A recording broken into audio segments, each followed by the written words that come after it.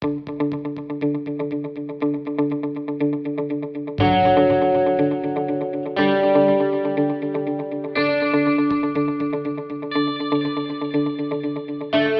back to the Elite Performance Podcast. Today, our guest is Dr. Tim Suchomel of Carroll College in Waukesha, Wisconsin. Tim has a vast background, and not only as a sports scientist, but also as a strength conditioning coach and professional. And much of his research has been done on the Olympic lifts and Olympic lift derivatives. So today we discuss what actually the derivatives are and how they may be used and applied in a strength and conditioning setting. We also talk about why strength is so important for athletes and how coaches could attack and use the force velocity curve to address training needs of each individual athlete. We have a great discussion with Tim today. So please, as always, if you gain something from this, please give Tim a follow and a shout out on Twitter and thank him for his time and his expertise. So without further ado, let's get to Tim. All right. Welcome back to the Elite Performance Podcast. Today, on the show, we got Dr. Suchomel from Carroll College in Waukesha, Wisconsin. Tim, how are you doing today? Doing well. Thanks for having me. Awesome. So give us a little background about what you're doing today and how you got to this position. Well, like many of us in the field, whether we're a practitioner or a researcher in sport, a lot of the things, we all started by playing sport. I was a baseball player, a distance athlete, which thinking about it now, it doesn't make any sense because one's strength power and one's endurance space. So, it came up playing sport. I wasn't the biggest guy in the world and was always looking to improve my performance, and get better as an athlete. I went to University of Wisconsin Oshkosh for my undergraduate work and then continued on going to University of Wisconsin La Crosse under Glenn Wright to do my master's degree. And that's kind of where my interest in a lot of my research developed. Previous to that, I actually did an internship with Bill Eben when he was still at Marquette University. That's really where my research got started overall. And then I finally left Wisconsin, left the nest as it were, but flew down to, for 3 years, I was down in Tennessee, East Tennessee State with Mike Stone. Bill Sands was down there, Brad DeWeese, Kimi Sato, all were mentors to me down there. But from there, I taught 1 year at East Stroudsburg University in Pennsylvania, and now was able to find a job at Carroll, and that's where I'm at right now. Yeah, talk to us about your PhD experience in Tennessee. That's like the cream of the crop who you're working underneath for your PhD. Talk about what you were looking at and studying down there. Sure. Yeah. When I came in initially, you really kind of get an eye-opening experience because everyone comes in with their own background.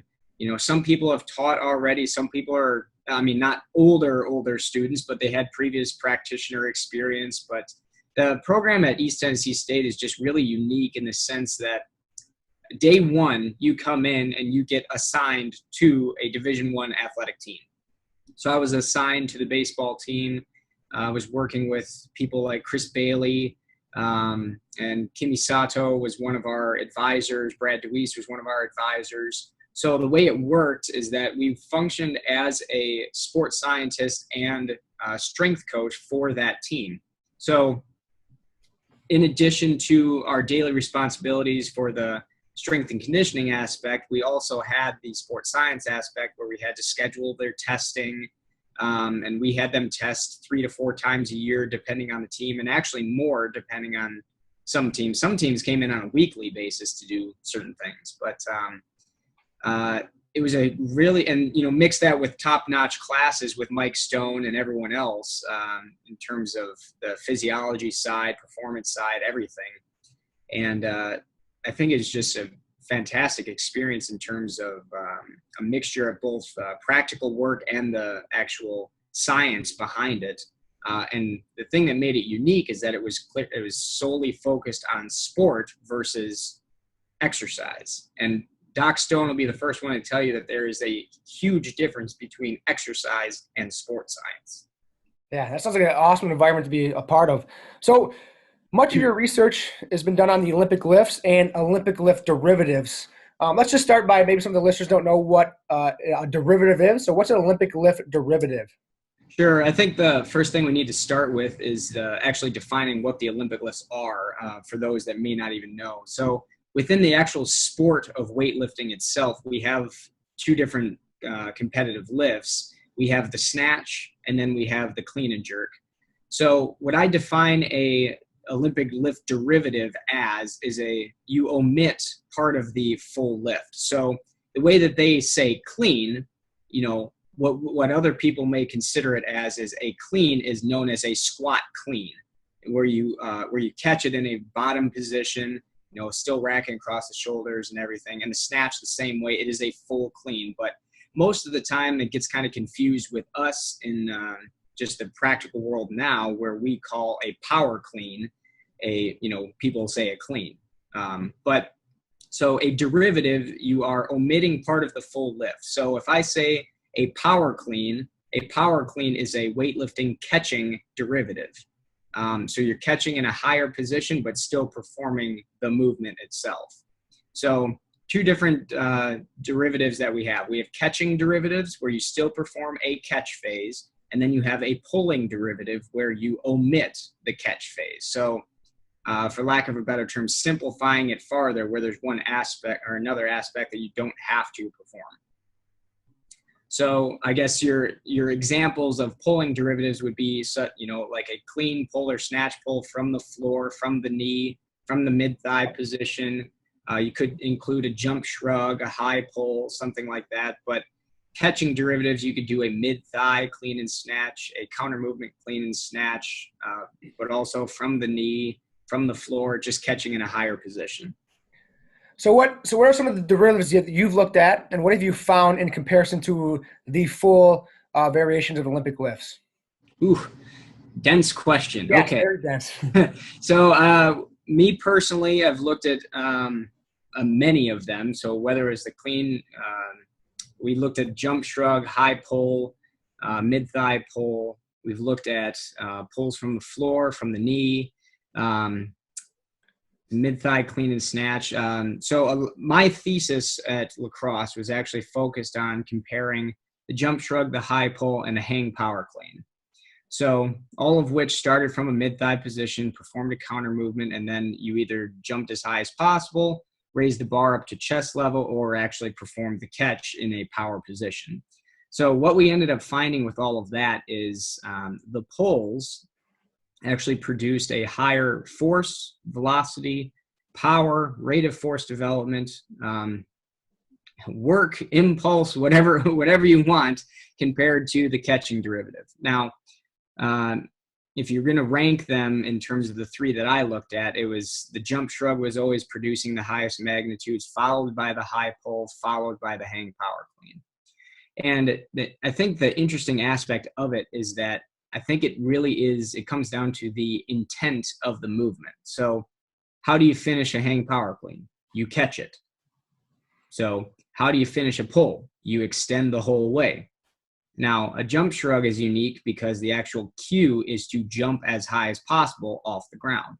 So in terms of generating a large impulse, in terms of generating, high magnitudes of power, rate of force development, we've just seen time and time again, whether it's my lab or Christoph Kipp. We just finished writing up a paper with him that's in JSCR right now, where we were looking at joint power, and it was the same story.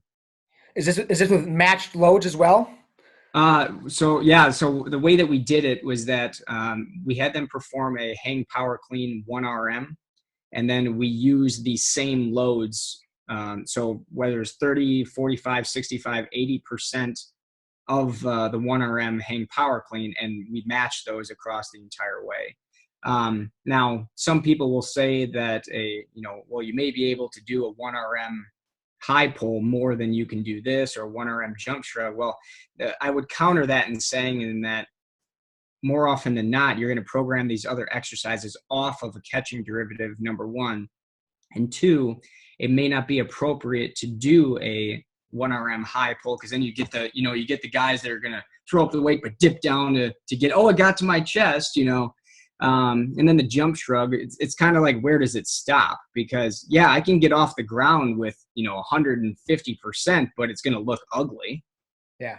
So, but yeah, so I think we've just kind of come across. I had a conversation with Doc Stone about it, and that we're typically going to program it off of a full lift, or just based on learning the movement, and then just programming based on what they've been able to complete previously. So with the pulling derivatives, an argument I'm sure you've been asked before is that much of the benefit people think of the Olympic lift is the catching portion, or eccentrically absorbing all those forces. So what have you found in comparison between the two? Is this something that you're worried about omitting with a pulling derivative? Well, to be completely honest, we're still learning. We're still learning about it. I mean, there was a really good paper by Lauren Chu's group. I believe Mulik was the first author on that. And what they compared was they were looking at kind of the loading work work performed during it was landing from a jump, a drop landing off a box, a power clean, and a full clean. And what they were looking at was how much work was actually performed and where it was performed from in terms of what joint. And what they found was that the clean performed the most amount of work, as you can imagine, because you fall into a deeper, not fall, but you go into a deeper squat compared to a power clean.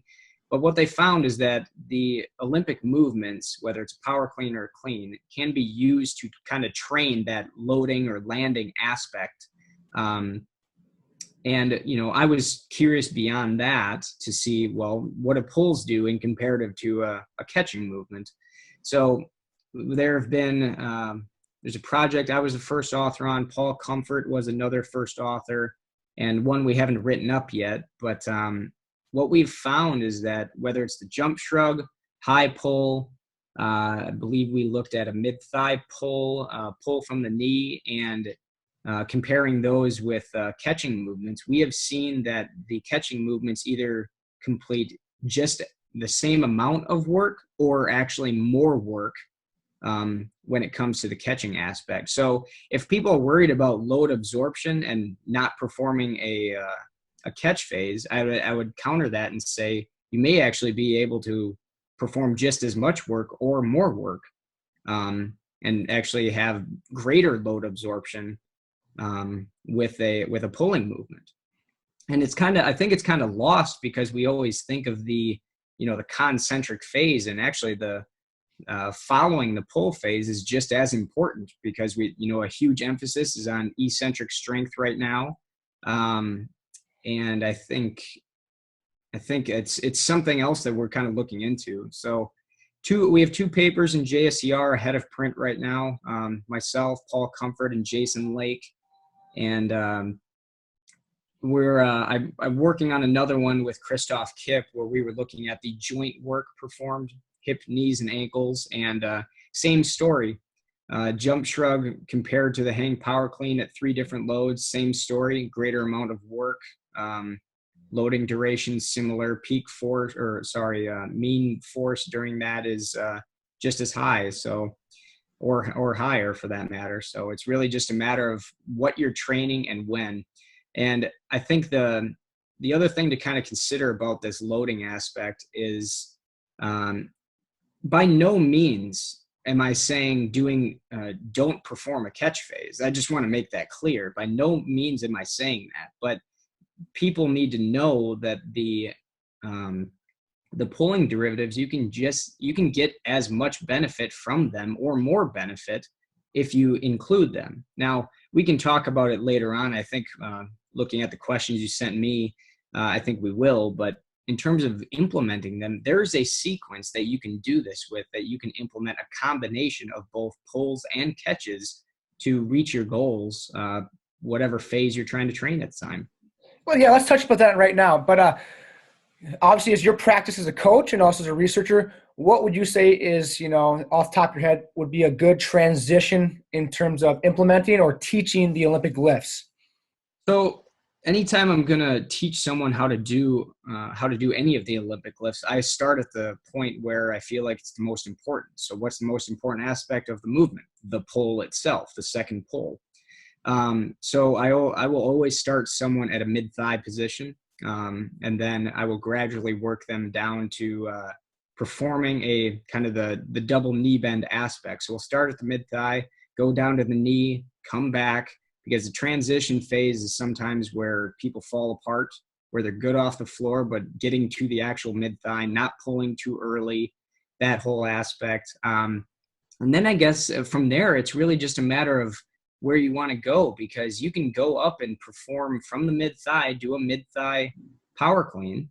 It is very explosive movement. It's going to be a lighter loaded movement because it is fast. Or you can go down to the floor and practice going pull from the floor to the knee, and then actually going through each of the phases from the knee to the mid thigh, performing the actual pull itself. So a clean pull or snatch pull from the floor. But in terms of teaching it, I would definitely tell people that it's probably more important to learn how to pull properly before you learn how to catch properly. Interesting. Now, previously Dr. Brian Manis talked about this, is that I think it might have been his thesis, his master's thesis. He looked at power cleans, kind of correlation to vertical jump or power production. And he talked about how at Missouri they were doing it with too heavy of a loads for it to, maximize power production.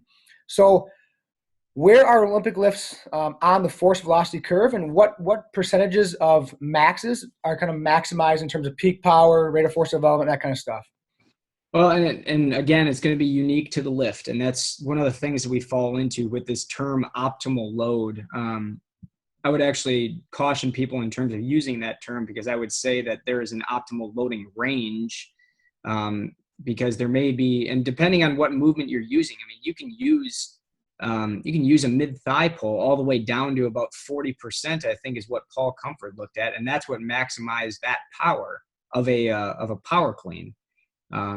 But at the same time, you may be able to load it all the way up to 140% and maximize peak force. So it's really what your goal is at the time. So I I mentioned the mid thigh pull, that's down to about 40% 1 RM for peak power. Rate of force development was also down that low.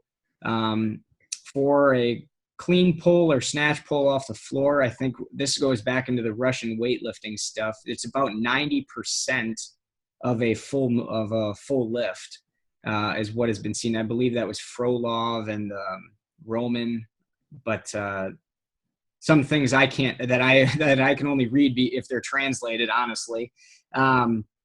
But from what the literature says, you may see a power clean all the way up to about 80 to 85%, depending on what you read, but you may see it as low as about 60%. I think that was another thing I was looking at. I just reviewed a paper not long ago where they were talking about optimal loads of a power clean or something like that at 80%. And I said, well, go read the actual paper. And it says that it's not any different down to about 50 to 60%. So that's why I say there's a loading range. And are you worried about strength, speed, or speed, strength at the time? Do you want to move something heavy fast, or you want to move something light fast? Which is why there's a nice loading range there. Now, if you continue down to something like a jump shrug and a hang high pull, it's going to be something as low as 30 to 45%. As what we have seen in our work, but of hang power cleans. So there is a range. There's kind of a loading spectrum. And actually, I wish it was out because I could have sent it to you beforehand. I'm waiting on SCJ, but we just published a paper, or it was accepted. It will be ahead of print online soon, hopefully. Myself, Paul Comfort, Jason Lake, and we had some help from Brad DeWeese. But it's talking about implementing weightlifting derivatives to enhance force velocity curve. And we kind of talk about, we have the curve put out there. Anyone who's seen my Twitter, I have a version of it as a pinned tweet. But we talk about how based on the phase of training you're in, you may implement certain derivatives because they meet the goals physiologically, but also loading wise and what you're trying to develop at the time. So let's dive into a little bit. So let's go along that force velocity curve. Let's say they want more, speed strength. What derivatives tend to maximize speed strength, and then what loads? So speed strength is it's going to be kind of interesting because you're still going to have a combination. So Hoff and Nymphius wrote a good paper in 2012 as the training principles of power.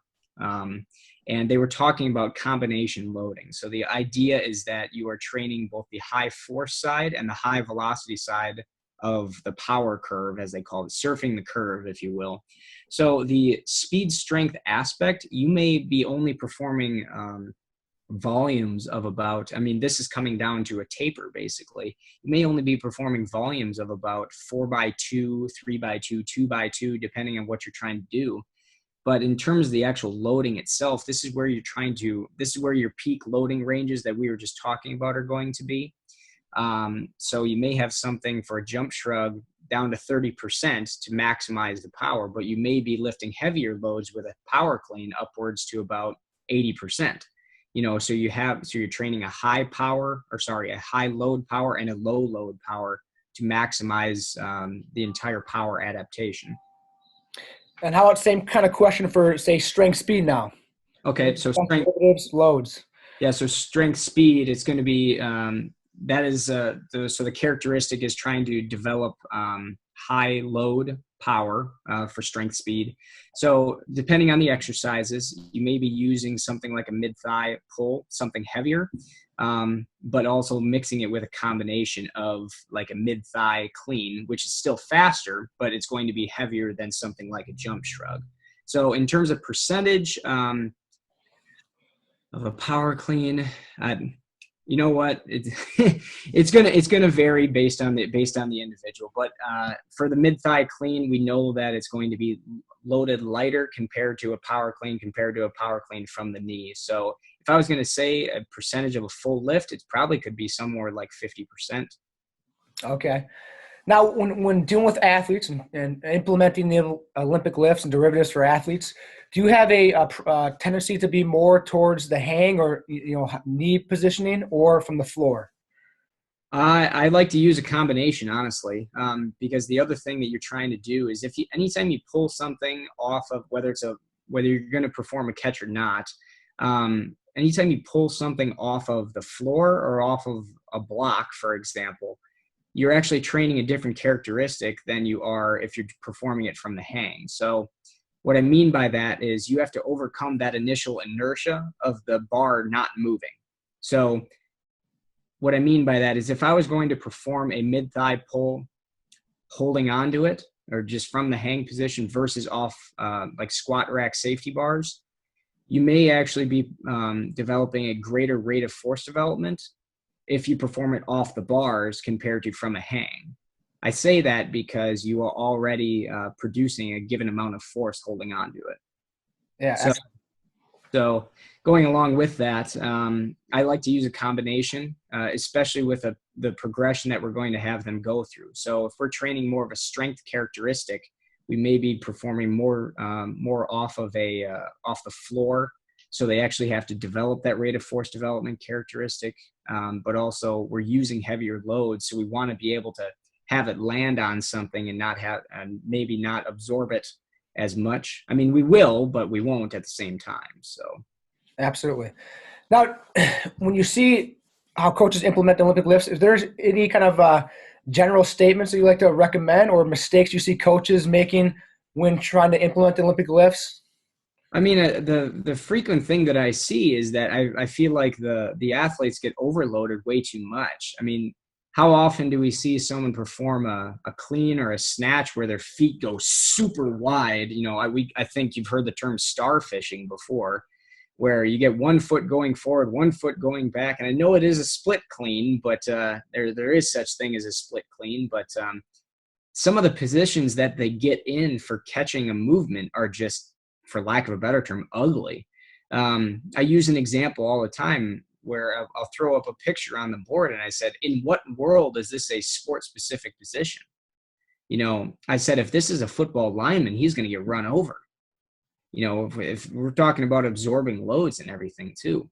But I'd say one of the things is we overload them way too much in the sense that the loads are just too heavy sometimes. for the rep scheme that is given. And the other thing is that I think everyone is it's a tradition. I mean, we've been doing it for a long, long time in terms of the weightlifting movements. They feel like we have to catch everything all the time. And what we're finding now, and I think we're starting to see a little bit of a change, those who are really good know that we don't have to do it every time.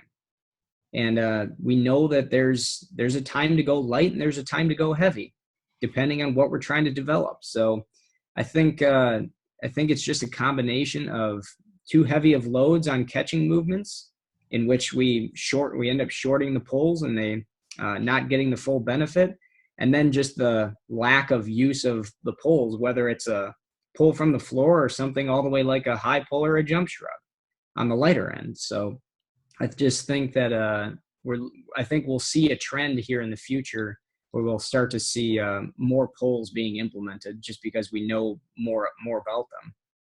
Yeah, that echoes a lot of sentiments. I'm an assistant under a guy at the university here, and for the last 3 years, he's had some tendos, which are nice for a strength staff to have. And some of your research and previous literature as well, we've looked at, and like you said, he's starting to change more to lighter loads and maybe a little bit more pulling derivatives. And he's seeing much better transfer and health of his athletes in terms of how it's relating to performances and gains and, broad jump, vertical jump, 10-yard dash, that kind of stuff. So I really like that sentiment. It's beautiful. Now, you've written before about the importance of strength for athletes looking to gain performance in many different physical qualities. Why is strength so important for athletes? Well, I'll steal the definition straight from the godfather of strength, Mike Stone. But we define strength as the ability to generate force against an external resistance. So if you just think about that in general, the ability to generate force can take a number of shapes. It can be moving your own body weight. It can be moving your body weight and someone else's body weight. It can be moving or transferring force from your body weight to an implement, depending on what sport you're playing. But the whole idea here is that without the ability to generate force and generate force quickly, the rest of that in terms of sport performance is lost. So if you cannot generate force, you can't jump high. I mean, it's really as simple as that. If you can't generate force quickly, you can't get off the ground quicker than someone else. We talk about it in terms of sprinting. The minimal time people spend on the ground. If you are not strong and can't generate force quickly, you won't necessarily be a successful sprinter. So the whole idea behind strength just kind of forms the basis of or the base upon which other things are built. So the relationships always, we see stronger athletes are more powerful. Stronger athletes are more explosive. I know certain people don't like that term because athletes don't explode, but they're faster, they're stronger, and the ability to do this, we see that it translates to sport movements all the time. Awesome. I was reviewing one of the papers that you previously wrote, and I came across this line that you mentioned that relative strength can be further classified into strength deficit, strength association, and strength reserve phases. Sure. Can you kind of describe what each phase of an athlete falls into, may affect their level of performance or training emphasis? What does that mean? Well, a lot of it, when it comes to the strength deficit and the strength association phases, the strength deficit phase may actually be very, very short. If you read the work by Avery Feigenbaum and Rodri Lloyd, they do a lot with kids or young athletes when it comes to developing strength. And biggest thing with that is they're trying to just develop a motor program. And our ability, if you get into the physiology aspect of it, our abilities to generate force and get stronger are solely based on neural adaptations. So it's going to be motor unit recruitment, rate coding, just a motor program in general. But our ability to get stronger at that point is our emphasis needs to just be getting stronger, being able to handle our own body weight before we're concerned about improving our actual performance on the field. Because if you can't handle your own body weight, that's kind of a problem. Now, I just to clarify for people, this graph that was on there was theoretical and based on relative strength. But there's a nice paper now, and they're going to make me search a little bit because I can't remember who it was. They did a really nice paper on.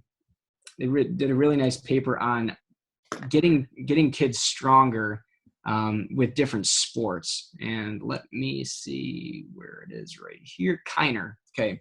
Kiner did a really good paper looking at strength trained athletes, weightlifters, and just a control group, and looking at different ages. So they did under 19s, under 17s, under 15s, and under 13s, showing how over a short period of time, I can't remember the exact length of it, but over a short period of time, doing regular strength training can get you really strong. I mean, they had kids that were, under 19 years old that were already squatting 2.5 times their body weight. So if you think about that, I mean, some people talk about the holy grail being the 2 times body weight, but in reality, it's really just a matter of the quality of training that they have. But getting back to your original question, so that was the strength deficit side of it. The strength association side, what we typically see with that is as you continue to get stronger and your focus is developing strength, your performance is going to improve. Based on all of the previous literature, the stronger you are, the better you perform, which is correct to a certain point. Now, let me clarify in that your sole focus or your primary focus is on developing strength. That doesn't mean that you're not programming exercises such as power exercises, whether it's a jump squat, power clean, any other Olympic movements.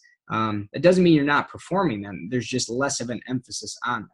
Now, going into the strength reserve phase, what we talk about is approximately what we see in the literature is about 2 times body weight in terms of a back squat. Now, here what we see, what has been previously written is that you get less of a performance benefit from focusing solely on strength. So the idea here, I know Cormy has written stuff on this, and that you begin to shift your focus from training solely strength to getting faster and developing power. So again, it's not that you're not doing this before, but the primary emphasis is that as you continue to get stronger, you get less and less of a benefit, and the window of adaptation becomes smaller and smaller. Now, that's not to say that someone who can squat 2.5 times their body weight isn't going to perform better than someone who can only squat 2 times their body weight. It's basically saying that the training emphasis is going to be different. It becomes more of a maintaining or slightly adapting strength while also training to get faster and more explosive. Yep. So learning to transfer that strength into their specific demands of their sport, right? Basically. Sure. Awesome. Well, Tim, if you're able to share, what's in the future for some of your research, or what are you looking at down the road? I know you got a new lab, like you said, going up at Carroll here next fall, hopefully. What are some things that you're going to have in that lab, and some goals that you have with your sports science program up there, and some future research? Well, the whole idea behind our lab is going to primarily focus on sports science and helping the athletes here at Carroll. Obviously, we'll expand out and do other things in terms of my previous research and so on. But we're going to be focusing on having we're going to have jump stations. We're going to probably have an isometric strength station. We're going to test body composition, hydration. And the idea here is to test the athletes and the teams regularly so that we can give that information back to the coaches to help them make evidence-based decisions. Now, is it going to change the entire world? No. I mean, this type of thing is being done already, but I think it's unique that we would be able to develop something like this at the Division III level. And I think and considering we just moved into a tougher conference, I think it'll be very beneficial to work on that. But other things that I'm working on right now is I'm going to be doing some work with Brian Mann and Ken Clark well, a number of people. I literally have a list in front of me right now.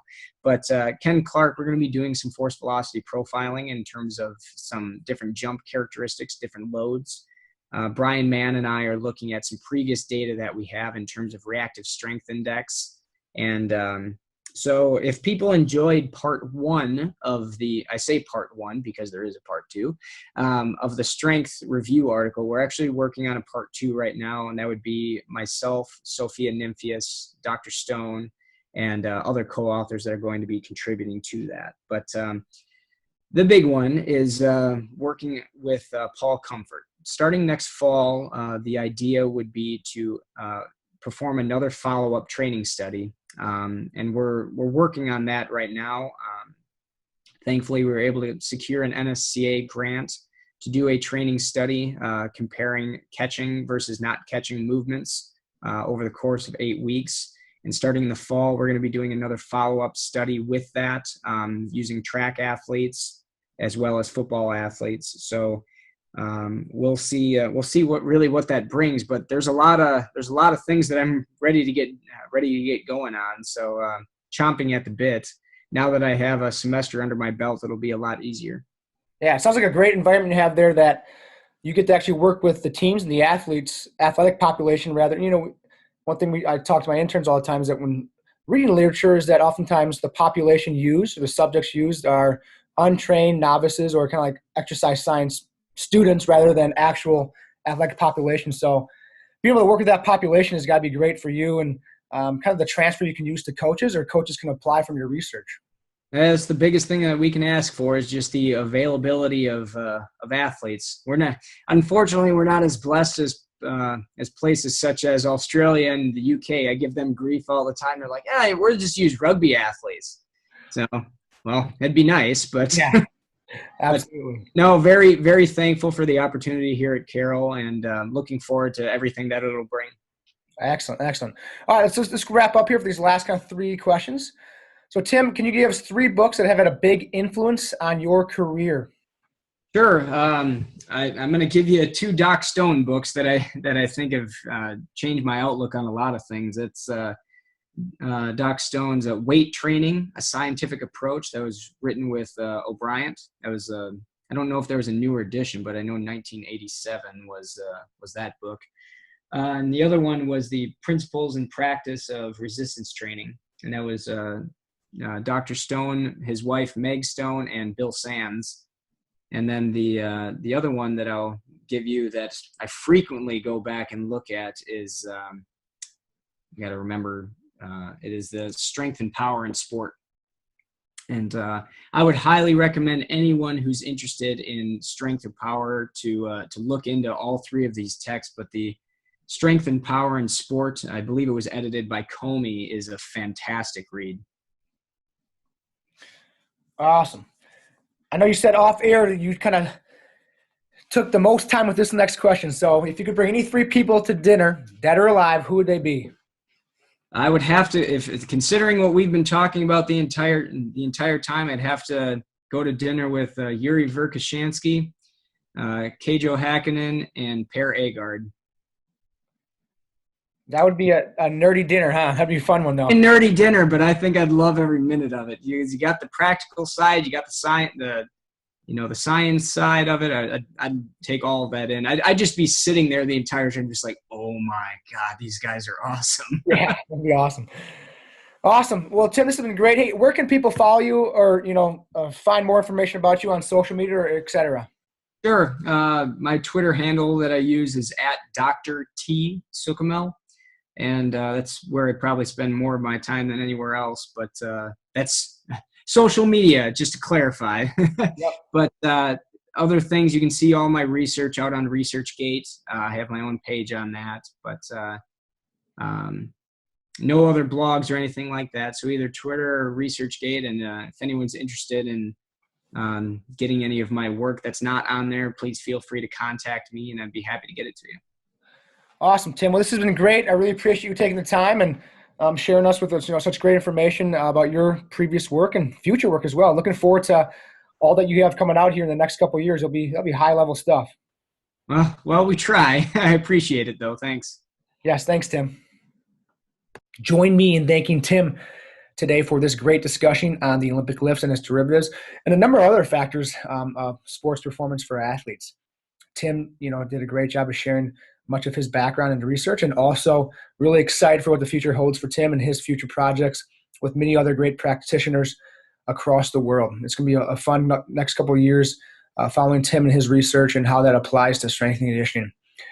As always, please give Tim a follow and us a follow on your social media source of site. And give a shout out for this episode and for Tim for sharing such great information. As always, we will see you guys on the other side with the next episode of the Elite Performance Podcast.